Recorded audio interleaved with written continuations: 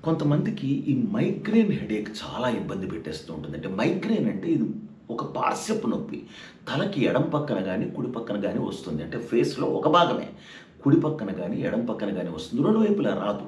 2 వైపులా రాదు. చాలా రేర్. ఇంకోటి ఈ నొప్పొచ్చే ముందు, ఈ తలనొప్పొచ్చే ముందు తెలిసిపోతూ ఉంటుంది వాళ్ళకి. ముందు కొన్ని సింప్టమ్స్ ఒస్తాయి.